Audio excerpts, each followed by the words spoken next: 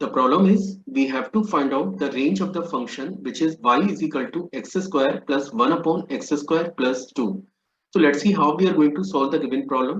तो सबसे पहले मैं क्वेश्चन के डाटा को एक बार नोट कर लेता हूँ और आप देख सकते हैं कि क्वेश्चन आपके पास है y is equal to x square plus 1 upon x square plus 2 और अभी अपने को करना ये है कि मुझे गिवन फंक्शन की रेंज निकालनी है। तो देखिए अगर आप इस एक्सप्रेशन को चेक करें तो फर्स्ट लुक में हमें लग रहा है कि यहाँ पे कुछ एएमजीएम के कॉन्सेप्ट को हम लोग यूज करके फंक्शन की रेंज निकाल सकते हैं। तो चलिए मैं इसी प्रोसेस को फॉलो कर रहा हूँ। इसके लिए सबसे पहले मुझे फंक्शन को थोड़ा सा मैनिपुलेट करना पड़ेगा और इस मैनिपुलेशन के लिए मैंने क्या किया है कि मैंने यहाँ पे 2 ऐड किया और इस पूरे एक्सप्रेशन में 2 को सब्ट्रैक्ट कर देता हूँ। और ऐसा करने से फायदा अपने को ये होगा कि ये टर्म और इसका रेसिप्रोकल हम लोग सेम बना पाएंगे। ठीक है, मतलब आप देख सकते हैं कि न्यूमरेटर में आपके पास एक्स स्क्वायर प्लस 2 है और इधर सेकंड टर्म में 1 अपॉन एक्स स्क्वायर प्लस 2 है। और अब शायद एएमजीएम के आइडिया को यूज करना हमारे लिए कंफर्टेबल हो जाएगा। जैसा कि हम लोग जानते हैं कि अगर मेरे पास एक नंबर ए है जो कि पॉजिटिव है और एक अनदर नंबर है B, it is also positive, तो दो नंबर का जो अर्थमेटिकल मीन है वो हमेशा इसके ज्योमेट्रिकल मीन के बराबर या उससे ज्यादा होता है। ठीक है, ये हमने कॉन्सेप्ट पढ़ा है, मे बी आपने सीक्वेंस सीरीज में भी ये कॉन्सेप्ट को पढ़ा होगा और अगर आप कैलकुलस पे काम कर रहे हैं तो फ्रीक्वेंटली ये आइडिया यूज होता रहता है। तो यहाँ पे अगर आप एक्सप्रेशन को चेक करें तो मेरे पास एक टर्म है एक्स स्क्वायर प्लस के 2 और अगला टर्म मेरे पास है 1 upon x square plus k 2 के। मुझे क्या करना है, मुझे इन दो नंबर का अर्थमेटिकल मीन लेना है। तो जैसे मैं इन दोनों नंबरों का अर्थमेटिकल मीन लूंगा तो ये इनके ज्योमेट्रिकल मीन के बराबर या उससे ज्यादा होगा। तो नंबर हमारे पास है x square plus k 2 into 1 upon x square plus k 2 के। तो ये टर्म हमारे पास कैंसिल हो गया और अगले स्टेप में हम लोग इसे लिख सकते हैं, we can write it this is x square plus k 2 plus 1 upon x square plus k 2 divided by 2। इसको ऐसे लिखेंगे और ये डाटा आपका ग्रेटर और इक्वल टू 1 हो जाता है क्योंकि वो कैंसिल करके 1 बन रहा है। In the next step, we can write it that is x square plus k2 plus 1 upon x square plus k2 is greater or equal to 2।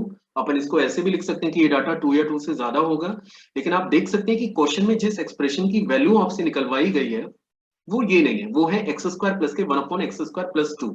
यानी कि आप इसे फर्दर एक्सप्लेन करें तो आप इसे लिख सकते हैं 1 अपॉन एक्स स्क्वायर प्लस के 1 upon x square plus k 2 and now this data is greater और इक्वल टू 0।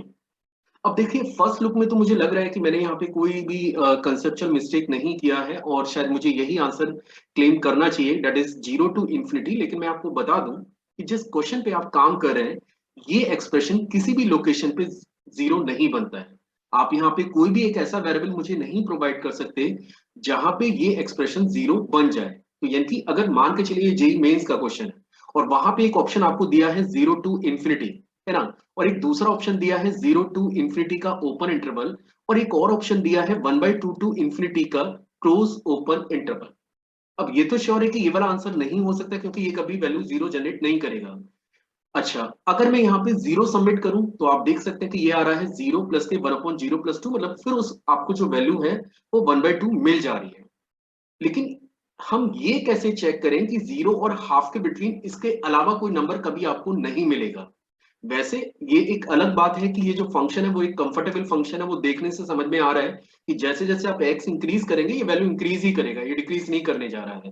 लेकिन स्टिल कोई लॉजिकल हमारे पास रीजन होना चाहिए ये एक्सप्लेन करने का कि मैं ये बी वाला ऑप्शन टिक करूं या फिर 0 टू इंफिनिटी ओपन इंटरवल को टिक करूं या half to infinity close open interval को टिक करूं। मतलब अगर ऑप्शन आपके पास है, आप देखेंगे जैसे मैं एक्स की जगह 0 सबमिट करता हूं तो ये आ रहा है, मान के चलिए गिवन एक्सप्रेशन में मैं एक्स की जगह 0 सबमिट करूं तो ये बनता है 0 प्लस 1 अपॉन 2, मतलब वैल्यू आपको 1/2 मिल जा रही है।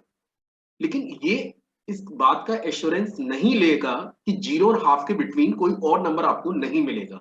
तो हमें किसी ऐसे मेथड पे बात करनी होगी जो लॉजिकली आपको ये एक्सप्लेन करे कि हाँ इसकी लीस्ट वैल्यू क्या हो सकती है और ग्रेटेस्ट वैल्यू क्या हो सकती है। मतलब हमें लग रहा था कि शायद हम लोग इसे एएमजीएम से सॉल्व कर लेंगे इन केस अगर आपके पास ऑप्शन का सपोर्ट है तो मे बी आप इस क्वेश्चन को कर लें। लेकिन अगर ऑप्शन का सपोर्ट नहीं है तो मे बी ये आपके सामने मुश्किल कर सकता है। तो अभी हम क्या करेंगे, मैं इसको थोड़ा सा लॉजिकली एक्सप्लेन करने जा रहा हूं कि how we will get the range of the given function. तो चलिए फिर से एक बार शुरू कर देते हैं। क्वेश्चन मेरे पास है y is your x square plus के 1/x² प्लस के 2 और मुझे गिवन फंक्शन का रेंज निकालना है। Now what I am doing, x square plus k 2 को मैंने एक नए वेरिएबल k से रिप्लेस कर दिया है। और जैसा कि आप जानते हैं कि किसी भी नंबर का स्क्वायर हमेशा 0 या 0 से ज्यादा होता है। अगर आप इसमें 2 ऐड करेंगे तो ये क्वांटिटी हमेशा 2 या 2 से ज्यादा होगी। इट मींस अगर आपने एक्स स्क्वायर प्लस के 2 को k से रिप्लेस किया है, ये तो जो k है ये हमेशा 2 या 2 से ज्यादा होगा। इट मींस मेरे पास एक नया फंक्शन जनरेट होगा। कैसे? सबसे पहले ये जो एक्स स्क्वायर है इसे मैं रिप्लेस कर रहा हूं k-2 से बाय यूजिंग दिस एक्सप्रेशन, और ये अगला टर्म मेरे पास बनेगा 1/k के। और जैसा कि आप जानते हैं कि यहाँ पे k की वैल्यू आपके पास 2 या 2 से ज्यादा ही है और मुझे गिवन फंक्शन की रेंज निकालनी है। तो देखिए अभी तक जो भी हमने वर्कआउट किया वो सब अगर हम लोग एक बार को ना भी ध्यान दें तो मेरे लिए एक नया पार्ट आ गया है क्वेश्चन में कि मुझे गिवन एक्सप्रेशन की रेंज बतानी है जब k की वैल्यू 2 या 2 से ज्यादा हो। अब देखिए इसके लिए हम लोग कर क्या रहे हैं। जैसा कि आप जानते हैं, मे बी आपने कैलकुलस में ये सब स्टडी किया होगा कि अगर किसी फंक्शन का मैं फर्स्ट डेरिवेटिव निकालूं, लेट में, क्योंकि यहाँ पे वेरिएबल k है तो मैं k के रेस्पेक्ट में इसे डिफरेंशिएट करूंगा, और अगर ये ग्रेटर देन 0 आता है तो ये फंक्शन हमेशा इंक्रीजिंग फंक्शन होगा। और अगर dy/dk अगर ये आपका लेस देन 0 आता है तो ये फंक्शन एक डिक्रीजिंग फंक्शन होता है, मतलब ये अपनी वैल्यूज को डिक्रीज करेगा जैसे जैसे आप k की वैल्यूज को इंक्रीज करेंगे। ठीक है, तो मैं क्या करने जा रहा हूं, मैं सबसे पहले गिवन फंक्शन को डिफरेंशिएट करूंगा। तो अगर मैं गिवन फंक्शन को डिफरेंशिएट करूं तो dy/dk मेरे पास आ रहा है 1 -0 और -1/k² के।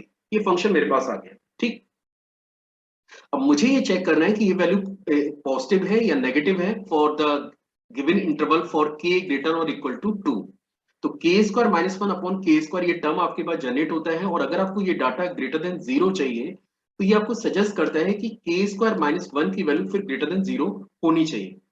और जब आप इसे फर्दर सिंप्लीफाई करेंगे, तो आपको मिलेगा k लेस देन -1 और k ग्रेटर देन 1 के।